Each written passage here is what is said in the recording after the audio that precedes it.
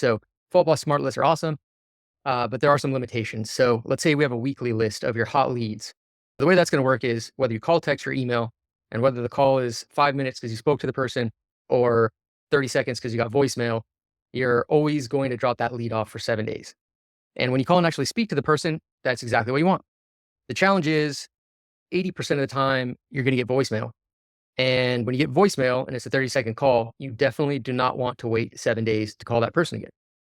Because if that happens 3 or 4 times in a row, now it's been a month and you haven't spoken to somebody that you're supposed to be speaking to weekly. And when you finally get a hold of them, that's when you get the dreaded, we listed with somebody else. And so what we can do with dynamic smart lists is dynamically schedule the next time a lead shows up on the smart list based on the specific activity logged. So here's a breakdown of cadences that we might set up for a weekly list. In this scenario, if you call and speak to the person and the call is greater than 2 minutes, we'll schedule the lead to show back up on the smart list in 7 days. But if the call is less than 2 minutes because you got voicemail, we're going to make that lead show back up in 2 days. Now, if you get 3 or 4 voicemails in a row, you're still speaking to the person in 6 to 8 days, which is when you wanted to speak to them.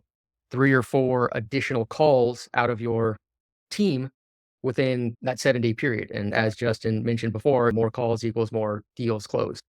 For text, in outbound text, a lot of times agents will send a text or an email just to get the lead off the smart list. We make them show back up in 3 or 4 days. But in inbound text, inbound email, you have to reply to the text or email. So we make it show back up on the smart list immediately. Dynamic smart lists make the smart list work way better, and you're following up in a cadence that it's more optimal based on each activity that happens.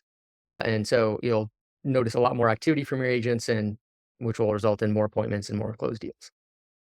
Now, making the smart list work better is great, but it doesn't help if the agents aren't doing the calls. If the call isn't happening, then it doesn't matter.